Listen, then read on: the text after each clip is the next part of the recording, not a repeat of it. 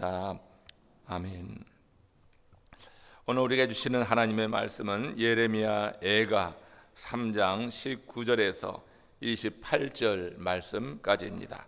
우리 19절부터 다 같이 큰 목소리로 받들어 봉독하겠습니다. 내 고초와 재난 곧 습과 담즙을 기억하소서. 내 마음이 그것을 기억하고 내가 낙심이 되오나 이것을 내가 내 마음에 담아 두었더니 그것이 오히려 나의 소망이 되었사옴은 여호와의 인자와 긍휼이 무궁하심으로 우리가 진멸되지 아니함이니라. 이것들이 아침마다 새로우니 주의 성실하심이 크시도서이다. 내 심령에 이르기를 여호와는 나의 기업이시라. 그러므로 내가 그를 바라리라 하도다. 기다리는 자에게 구하는 영혼들에게 여호와는 선하시도다. 사람이 여호와의 구원을 바라고 잠잠히 기다림이 좋도다. 사람은 젊었을 때 멍에를 매는 것이 좋으니 혼자 앉아서 잠잠할 것은 주께서 그것을 그에게 메우셨음이라. 이는 살아계신 하나님의 말씀입니다.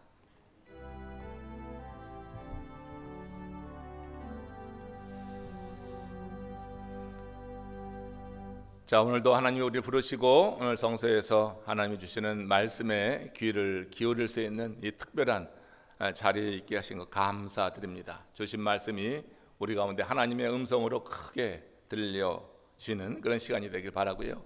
오늘 말씀의 제목은 희망을 노래하자 이렇게 정해 보았습니다.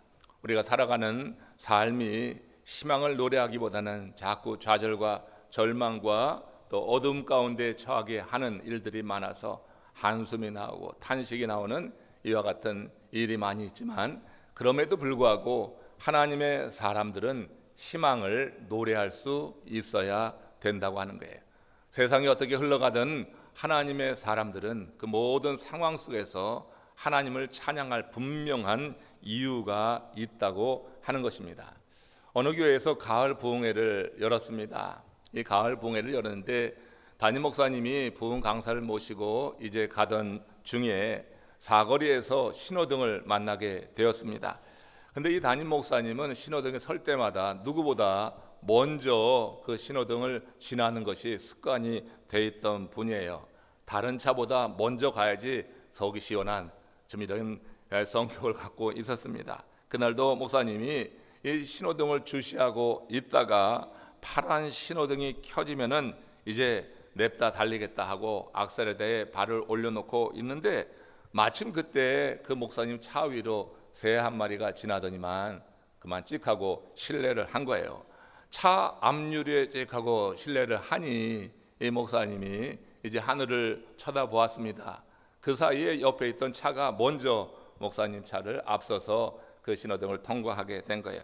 목사님이 아쉬워서 앞으로 나가려고 하는데 바로 옆을 지나서 앞서가던 그 차가 바로 횡단보도에서 신호를 받고 지나던 차를 들이받아서 꽝 하고 큰 참사가 발생하고 만 것입니다. 그때 그 부흥 강사 목사님 얘기입니다. 때로는 새똥도 귀하다. 때로는 새똥도 귀하다는 거예요. 어찌 하든지 하늘을 쳐다봐야지 된다. 우리가 살면서 새똥을 이렇게 맞는 것처럼 아주 불쾌하고 기분 나쁜 일들이 우리의 삶 가운데 찾아올 수 있습니다.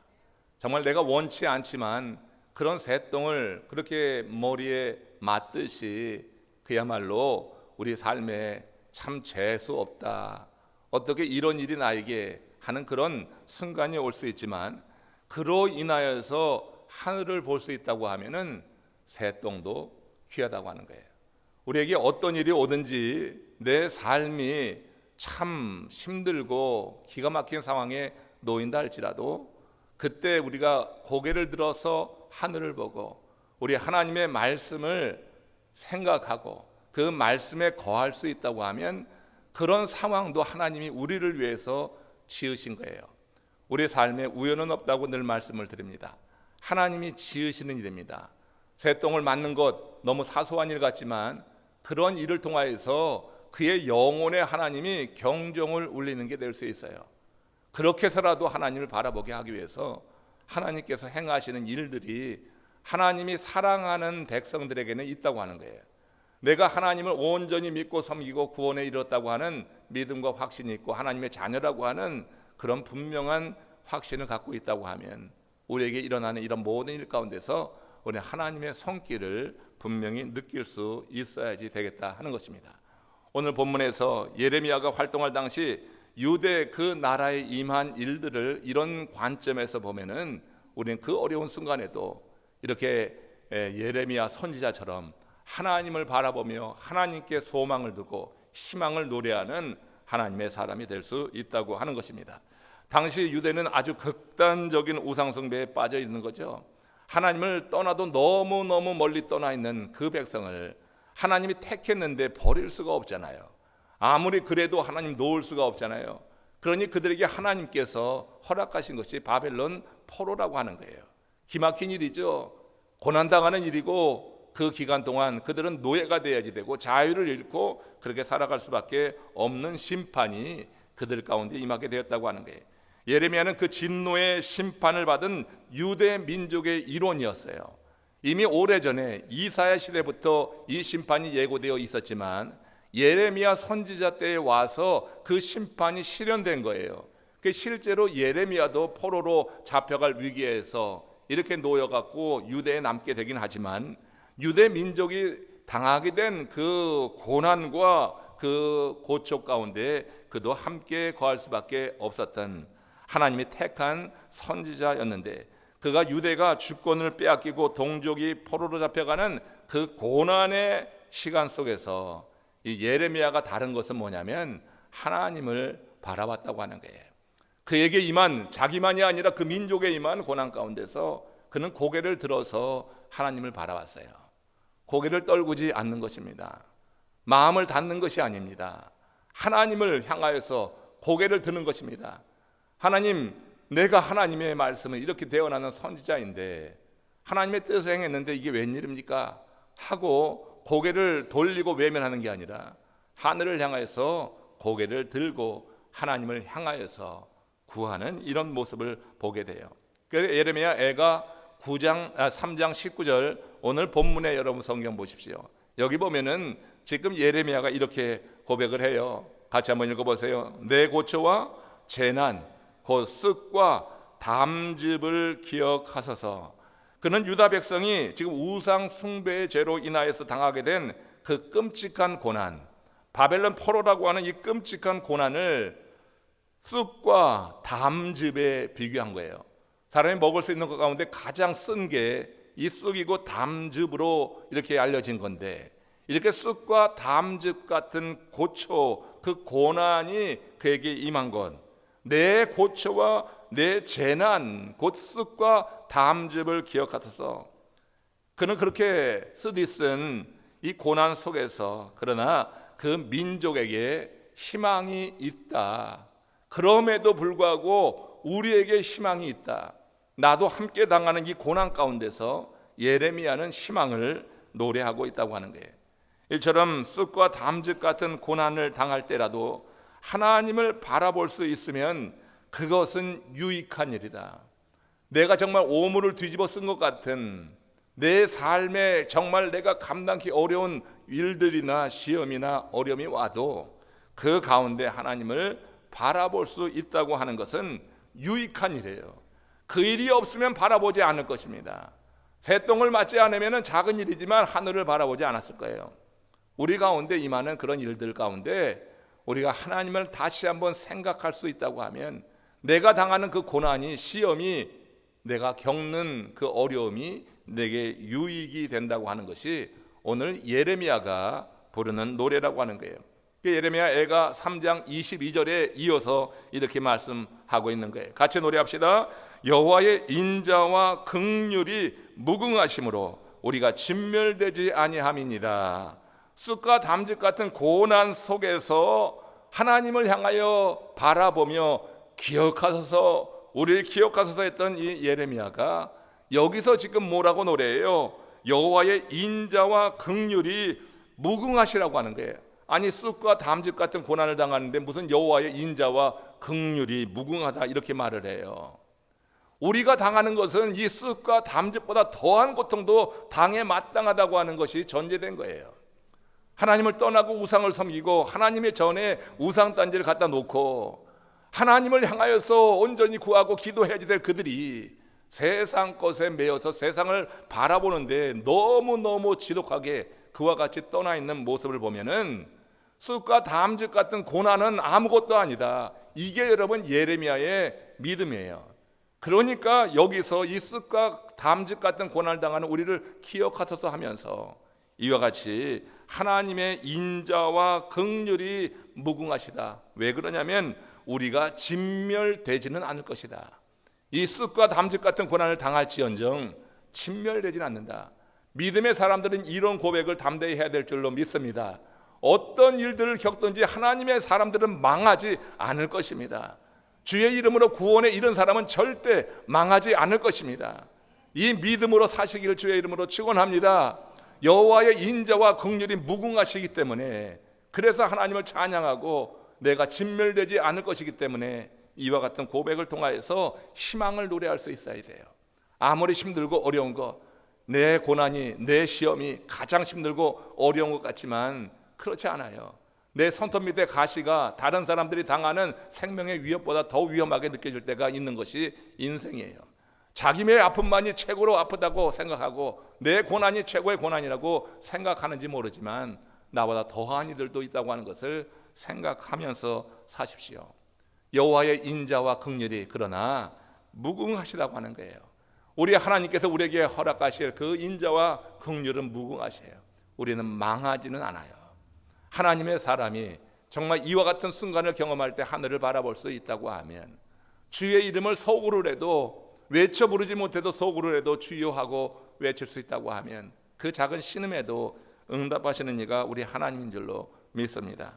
그는 지금 동족과 함께 고난을 당하면서도 하나님의 자비와 긍휼을 바라보면서 그로 인해서 희망을 노래하고 있다는 거예요. 이렇듯 신실한 하나님의 사람은요, 어떤 경우에든지 주 안에서 희망을 보는 줄로 믿습니다. 우리가 주 안에 머물러 있는 한 희망은 결코 우리를 먼저 버리는 법이 없다고 하는 거예요. 희망이 우리를 버리지 않습니다. 내가 희망을 버리는 것입니다. 내가 지금 처한 그 상황의 어둠을 보면서 하나님이 내게 비춰주시는 희망의 불빛이 안 보일 뿐이시지 하나님이 우리에게 비치는 희망의 불은 항상 우리 가운데 있어요. 우리가 이 환경 넘어서 하나님을 바라보려고 하는 믿음의 고백을 갖고 있으면 그 어둠을 뚫고 하나님께서 비춰주시는 희망의 빛이 우리 가운데 임할 것을 기대하시기를 축원합니다. 이게 믿음으로 사는 하나님의 사람들의 모습이 돼야지 되는 거예요. 정신분석학자 또 심리학자들이 자주 하는 말 가운데, 특별히 칼 융도 그렇게 그의 저서에서 했다고 하는 말 가운데, Suffering is mandatory, misery is optional. 무슨 말이에요? 여러분, 고난이라고 하는 것, 이것은 mandatory, 이 세상에 살아가는 사람은 누구나 다 당한다고 하는 거예요. 그럼 misery, 고뇌라고 하는 것은 다르다. 사람이 고난을 누구나 다 당해. 이 고난 당하지 않은 사람이 없다 이렇게 말을 하는데, 그러나 misery, 고뇌라고 하는 것은 선택사항이다. 우리가 고난을 당하는 그 상황 속에서도 고뇌에 빠지지 않고 그 고난 가운데서 하나님을 바라봄으로 하나님이 주시는 말씀으로 비전을 새기는 시간으로 삼는 사람이 있는가 하면 그 고난의 시간에 자신의 현실만 보면서 고뇌에 빠지는 거예요. 머리를 쥐어뜯으면서 그저 여러분 하늘을 바라보지 못하고 자신의 현실만 바라보고 자기의 내면만 바라보고 어둠의 침몰에 들어가는 것, 이게 여러분 고뇌에 빠지는 거예요. 고난보다 더 고통스러운 게 고뇌입니다. 우리가 하나님의 말씀으로 인해서 자유함을 누리지 못할 때 이 고뇌가 우리를 참으로 힘들게 한다고 하는 것이에요.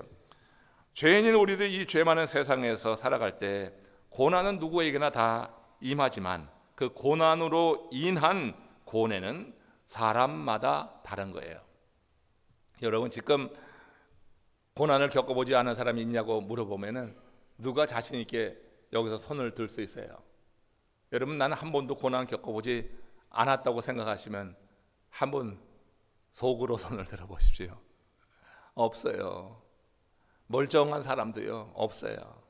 그의 삶에 고난의 시간이 참 오래 지속되는 사람도 있고, 어느 한 경점에 있었던 이들도 있고, 지금 그런 상황에 있는 이들도 분명히 있습니다. 그러면 이 고난의 시간에 그 시간을 고뇌하면만 지날 것인가? 이 고난의 시간에 하나님이 나로 하여금 지금 하나님 앞에 서라고, 더 하나님을 바라보고 하나님의 은혜를 누리라고 그렇게 허락한 시간으로 본다고 하면, 이 시간에 우리 안에 하나님이 새겨주시는 비전이 아주 뚜렷하게 새겨지게 될 줄로 믿습니다. 고난은 맨데토리예요. 그러나 고뇌는 옵셔널. 이거 정신분석학적 심리학자들, 세계적인 그런 저자들이 한결같이 하는 그런 말입니다. 이거는 그런데 우리 하나님의 말씀 가운데 이미 있는 거예요. 해 아래 새 것은 하나도 없는 거예요. 아무리 세계적인 석학이라 할지라도 다 하나님의 말씀에서 나오는 것일 뿐이라 하는 것을 여러분 기억하십시오. 하나님의 말씀을 열면 하나님께서 빛을 비춘다. 시편에서 그렇게 말을 해요. 우둔한 자로 그래서 지혜롭게 하느니라. 하나님의 말씀이 그렇게 임하게 될 때 우리가 지혜롭게 됨으로 말미암아서 하나님의 말씀을 더 깊게 묵상하는 가운데 고난의 시간에 고뇌에 빠지지 않고 그 고난의 시간에 하나님이 주신 말씀으로 내 인생의 새로운 비전을 새기는 그런 시간이 될 것이다. 예레미야가 지금 그것을 말하고 있는 거예요. 아버지 하나님, 내 지금 쑥과 담즙 같은 이 고난을 기억하소서 하면서 동시에 여호와 하나님의 인자와 자비가 무궁하시기에 나는 진멸되지 아니하리라 하는 이런 고백, 주의 말씀에 근거한 그런 고백을 통하여서 지금 그는 고난 속에서 고뇌에 빠지지 않았어요. 사도 바울도 마찬가지였어요.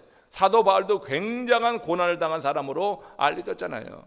사실 사도 바울이 주의 종으로 부르심을 받고 사도의 사역을 감당하면서 겪었던 그 어려움과 고난이라고 하는 것은 말로 다 할 수가 없는 거였어요. 그런데 그 사도 바울이 뭐라고 노래합니까? 그 안에 새겨진 비전이 있었을 때 이런 노래를 해요. 골로새서 1장 24절입니다. 같이 합독하겠습니다. 나는 이제 너희를 위하여 받는 괴로움을 기뻐하고 그리스도의 남은 고난을 그의 몸된 교회를 위하여 내 육체에 채우노라. 골로새 교회뿐만 아니라 초대교회 성도들을 위해서 바울은 고난을 많이 받았어요. 그래서 이렇게 노래하는 거예요. 나는 이제 너희를 위하여 받는 괴로움을 기뻐한다. 그 고난 가운데 하나님과 함께하면서 비전을 세우는 거예요. 주님이 행하신 그 일을 내가 지금 행하는 것뿐이다. 주께서 이 땅에 오셔서 복음을 증거하며 그런 고난을 당하신 그 일을 지금 사도 바울도 그 일을 감당한다고 생각하니 너희를 위하여 받는 이 괴로움을 나는 기뻐한다고 하는 게, 사실 여러분 누가 물리적인 고난을 당하는데 기뻐할 수 있어요. 그러나 그 영원히 기뻐하는 것은 내가 지금 이 육체의 고난을 당하지만 내가 하는 이 일을 통해서 나는 하나님의 일에, 주님의 일에 지금 난 동참하는 거다. 이와 같은 비전과 믿음이 그로 하여금 이런 고백을 하게 한 거예요. 그리스도의 남은 고난을 그의 몸된 교회를 위해서 내 육체에 채운다. 내 육체에 이런 고난을 당해도 나는 이것이 바로 그리스도의 남은 고난을 그의 몸된 교회를 위해서 행하는 일이라고 고백한다 하면서 그 고난의 시간에 자신의 그 고난의 의미를 이렇게 풀어서 설명한 거예요. 여러분, 우리가 살면서 상처받지 않고 고난당하는 사람, 받지 않는 사람 아무도 없는데 그 상처의 의미를 우리가 분명히 인식하고 거기에 의미를 두게 될 때 고난을 벗어나서 하나님께서 우리를 쓰시는 그런 일을 위해서 치솟아 오를 수가 있다고 하는 거예요. 날개를 크게 다친 독수리 한 마리가 있었어요. 젊은 독수리인데 이 한 마리가 물 위로부터 떨어질 수밖에 없었어요. 날개를 다쳐서. 그래서 벼랑 위에 불안하게 앉아 있었습니다. 그는 몇 번이나 날아오르려고 했지만 날아오를 수가 없었어요. 날개가 꺾여져서 날아오를 수가 없었어요. 도저히 하늘을 나를 수 없었습니다. 그래서 그는 죽은 독수리의 뼈들이 수북히 있는 그 벼랑 아래를 내다보면서 혼자 중얼거렸답니다. 독수리가 하늘 높이 날 수 없다는 것은 더 이상 살아갈 가치가 없다는 거지. 이렇게 사느니 차라리 죽는 게 낫겠다. 이게 독수리로서의 자존심을 지키는 일이다. 그러면서 속으로 생각하면서 날개를 잔뜩 웅크리고 그리고 벼랑 밑으로 뛰어내리려고 했습니다. 그때 어디선가 독수리 한 마리가 날아듭니다. 그리고 그를 만류합니다. 잠깐 하며 소리를 칩니다. 그 벼랑을 밑을 바라보며 떨어지려고 했던 이 젊은 독수리가 그에게 날아오는 대장 독수리를 본 것입니다. 이 대장 독수리가 애잔한 눈길로 그 젊은 독수리를 바라보다가 한동안을 바라보다가 이렇게 그를 향하여서 날개를 활짝 펴고서는 그 날개 깃에 난 상처들을 보여주는데 크고 작은 상처가 그 날개에 가득했어요. 그러면서 하는 얘기예요. 이보게, 이건 겉으로 드러난 상처일 뿐이네. 마음에 난 상처는 이보다 말할 수 없이 깊고 많다네. 그리고는 그 벼랑 밑을 내다보면서 대장 독수리가 젊은 독수리에게 하는 말이에요. 세상에 상처 없는 독수리는 태어나자마자 죽어버린 독수리 새끼뿐이라네. 이게 여러분 리차드 버크의 갈매기의 꿈에 나오는 한 장면입니다. 우리가 살면서 상처를 받지 않고 고난을 받지 않고 다 꿈꾸죠. 그렇길 원하죠. 그러나 살아가는 자체가 고난, 상처를 받는 일인 사람이 있어요. 살아가면 살아갈수록 어떤 의미에서 참 힘들고 고난이 끄지지 않는 것 같은 인생을 사는 이들이 있어요. 그러나 우리가 산다고 하는 것은 고난과 함께 어떤 의미에서 사는 거예요. 내가 물리적이고 재정적인 고난이 없으면 정신적이고 영적인 고난이 찾아들기도 하고요. 다양한 고난이 여러 모습으로 살아있는 하나님의 사람에게까지도 임하는 것이 현실이라고 하는 겁니다. 살면서 여러 가지 일로 고난받을 수 있으나 그때 이 고뇌에 빠져서 좌절에 빠져 지낼 수도 있고 우리가 그 가운데서 새로운 비전을 품고 솟구쳐 오를 수도 있는 거예요. 대장 독수리를 만난 그 젊은 독수리는 다시 솟구쳐 오르는 그런 동기와 계기를 마련하게 되었어요. 좋은 믿음의 사람을 함께 만나고 같이 그 어려움과 고뇌를 나눌 수 있다고 하는 것은 큰 복입니다. 우리 남편의 지체들이 서로 그렇게 기대고 의지하고 격려하고 힘을 줄 수 있는 아름다운 관계가 되었으면 좋겠어요. 왜냐하면 상처받지 않는 사람이 없거든. 고난 가운데 있지 않은 이들이 없어요. 내가 당하는 고난만 최고의 고난이라고 생각하지 마십시오. 상대는 말하지 않아서 그렇지 그 마음에 품고 있는 그 아픔 말할 수 없이 클 수 있다고 하는 거예요.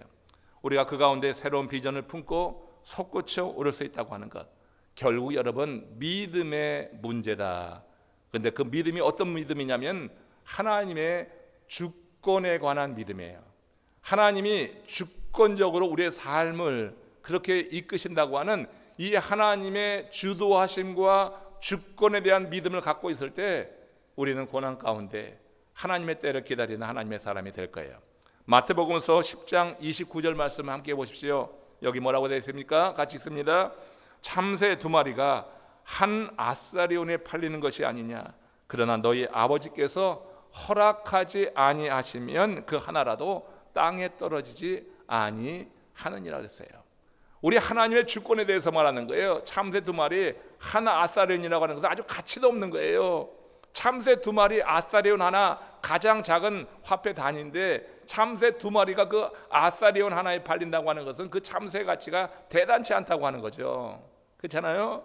그런데 그 참새 한 마리라 할지라도 아버지께서 허락하지 아니하시면 그 하나라도 땅에 떨어지지 아니하느니라. 우리 하나님의 인자와 긍휼이 무궁하심을 믿으시기를 축원합니다. 그러므로 우리가 여러분 진멸되지 않을 것은 우리는 참새보다 귀한 존재라고 하는 거예요. 하나님께서 그 독생자를 십자가에 다셔서 우리를 구원해 주신 하나님의 사랑을 듬뿍 받은 하나님의 사람이니 우리는 참새보다는 적어도 우리가 여러분 귀한 존재로 하나님께서 기억할 만한 존재이니 하나님의 뜻이 아니면 떨어지지 않는다, 진멸되지 않는다고 하는 이 예레미야의 고백과 맥을 같이 하는 그런 말이라고 볼 수가 있습니다. 세상 만사 하나님이 주장하시니 자기에게 일어나는 모든 일을 하나님의 섭리로 보는 훈련을 쌓으시는 겁니다. 작은 일, 큰 일이든지 하나님이 지으셨다. 우리 하나님께서 내게 허락하셨으니 내가 지금 이 상황에 있다. 이걸 일단은 인정하셔야 돼요. 하나님의 섭리 가운데 모든 일이 되어집니다. 그러나 어느 순간 우리가 베드로 사도가 고백한 것 같이 이렇게 고백하는 순간이 임하게 되는 것은 그 하나님의 섭리로 고백하는 사람들에게 하나님께서 허락하시는 대단히 큰 은혜라고 하는 거예요. 한번 보십시오. 베드로전서 5장 10절 말씀이에요. 같이 합독합니다.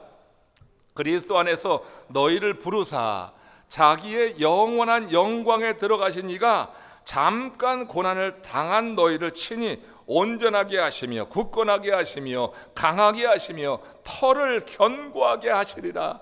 이 말씀을 잘 보세요. 하나님이 어떤 분이에요? 그리스도 안에서 너희를 부르시니에요. 그래서 영원한 영광에 들어가게 하신 인데 우리가 이 땅에 사는 동안에 고난을 겪게 하신다고 하는 거예요. 하나님이 사랑하는 자에게 이 땅에 사는 동안에 고난을 겪도록 하나님이 행하신다고 하는 거예요. 그러니까 고난을 잠깐 당한 너희라고 했어요. 이 고난이 영원하지 않다고 하는 거예요. 하나님이 사랑하셔서 그 예수 그리스도를 통하여서 그 하나님의 영광에 들어가게 하신 우리 하나님의 사람들에게 하나님께서 허락하시는 기간, 고난의 기간이 있는 거예요. 이 고난은 잠깐이라고 하는 거예요. 지금 어떤 형태의 고난이나 어떤 형태의 아픔이나 시험 가운데 있다 할지라도 여러분, 하나님이 나를 그의 영광에 들어가게 하신 하나님의 자녀라고 하는 인식이 먼저 있기를 바랍니다. 그리고 나서 그런 하나님의 사람들도 이 세상에 살아가면서 다른 사람들이 겪는 그 고난, 아픔, 시험을 겪지만 그것은 잠깐이다.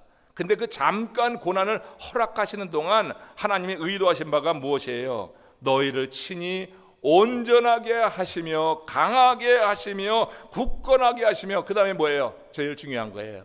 너희 터를 견고하게 하시리라. 믿음의 터를 견고하게 하시는 거예요.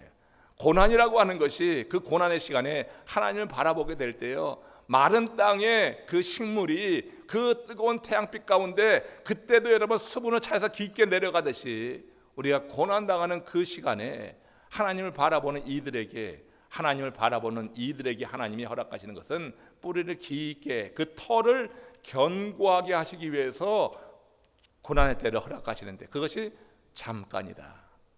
이게 굉장히 오랜데요. 잠깐이 아닌데요.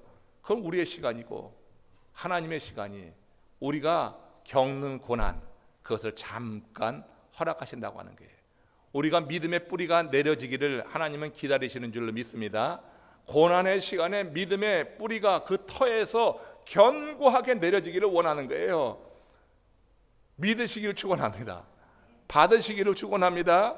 하나님의 말씀으로, 살아있는 말씀으로 이 시간 듣는 이에게 복될 줄로 믿습니다.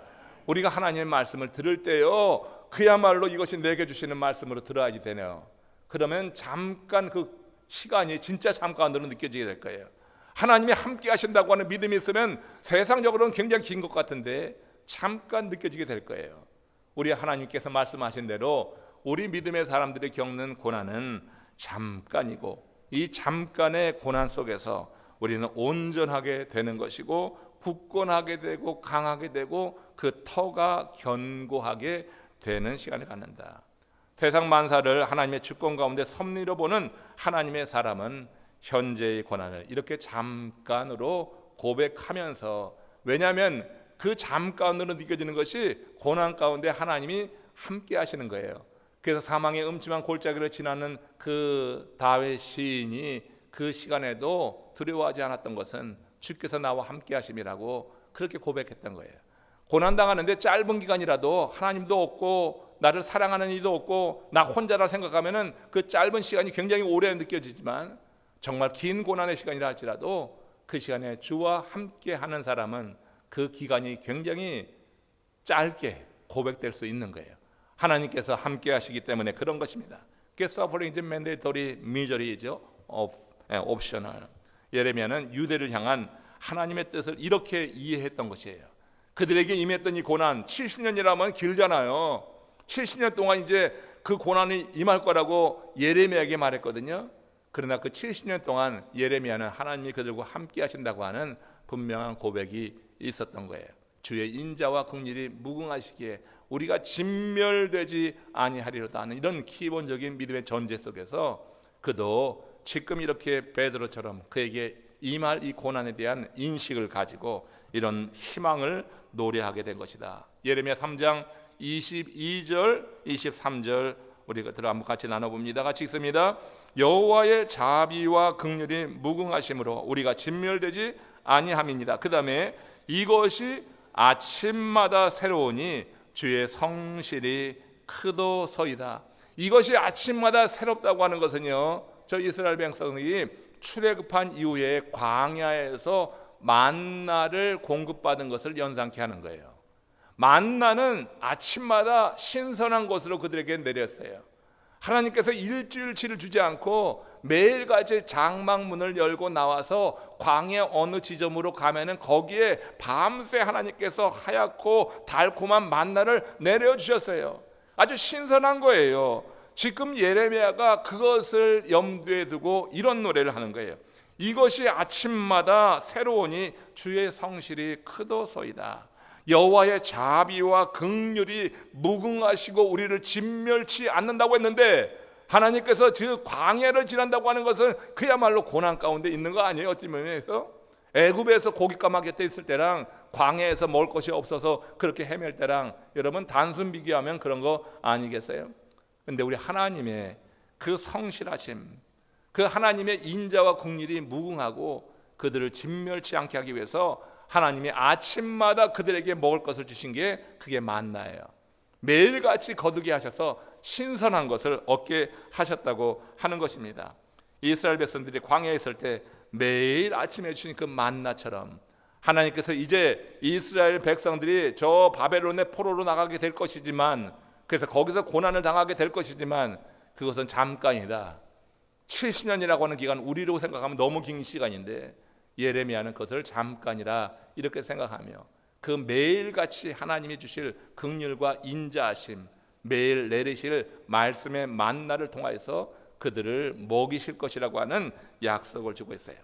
예레미야가 고난 중에 하는 이 노래는 미래의 희망을 노래한 것으로, 그래서 기다림에 대해서 강조하고 있는 거예요.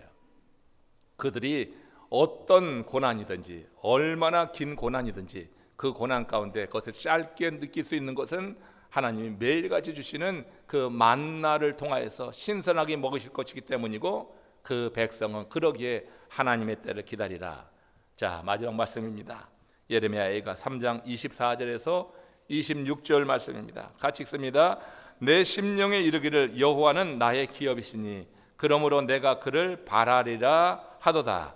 기다리는 자에게나 구하는 영혼들에게 여호와는 선하시도다.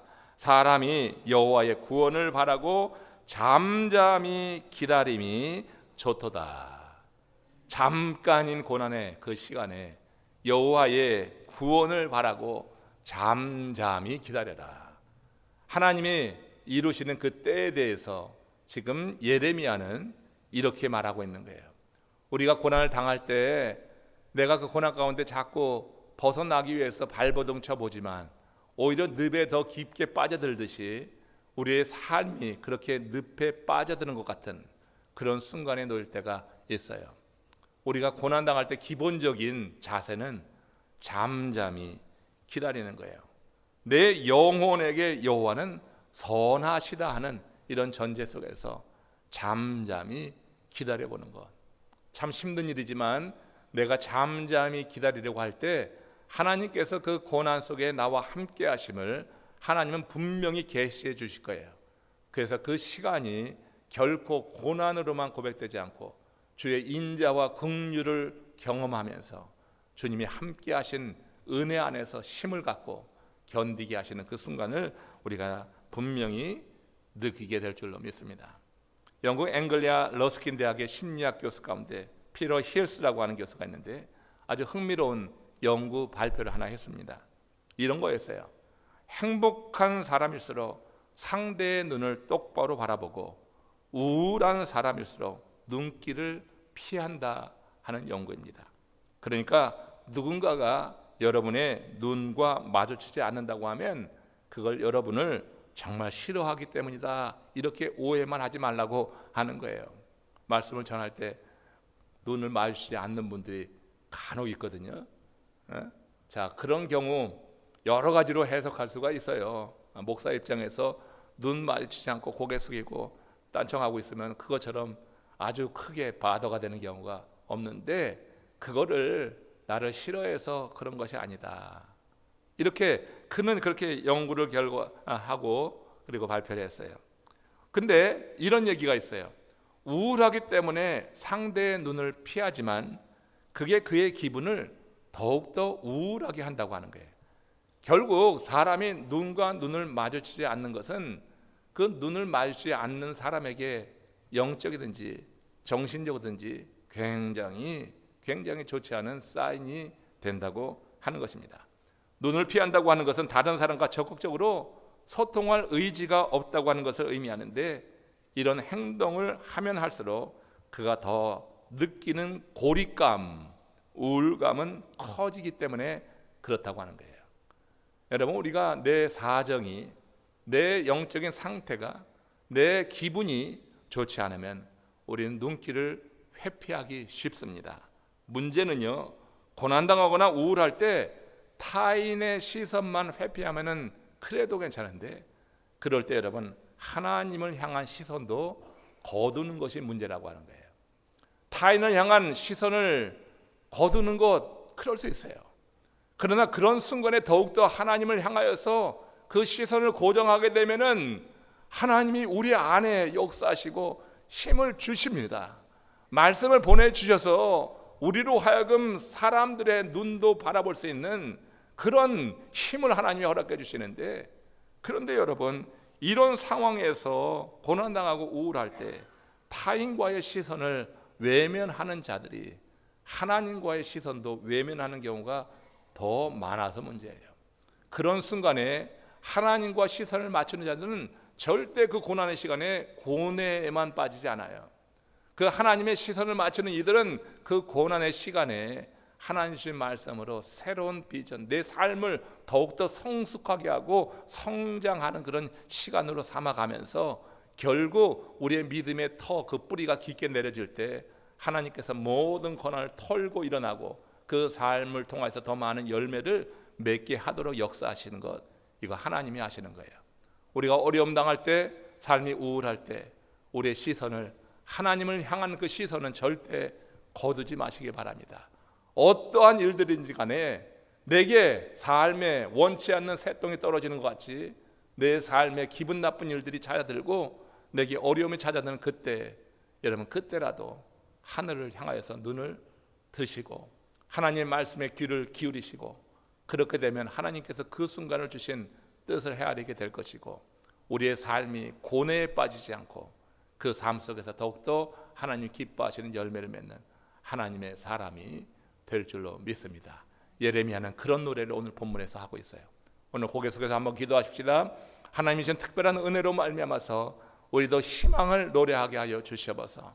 내가 원치 않는 그런 일들로 인해서 내 삶이 자꾸 침울해지고 내 안에 우울감이 들고 나로 하여금 움켜들게 하는 그런 상황이 나를 두르고 있는 이 시간, 주여, 우리의 시선이 주를 향하는 이 믿음만은 변치 않게 하여 주시옵소서. 하나님, 나를 도우소서. 하나님, 나와 함께 하여 주시옵소서. 그리고 그런 상황에 있는 이들을 함께 기도하는 믿음의 공동체 되게 하여 주셔서 우리 남풀 이 지체를 통하여서 모든 이들이 용기를 얻고 힘을 얻고 같이 일어나게 하여 주시옵소서. 이제 우리 함께 그렇게 기도하면서 하나님의 일을 위해서 같은 비전을 가지고 꿈꾸며 함께 나가기를 바랍니다. 다 같이 기도하시겠습니다. 오자비하신 하나님, 감사합니다. 오늘 이 아침에 우리를 부르시고 우리로 하여금 주의 은혜를 보게 하시니 감사합니다.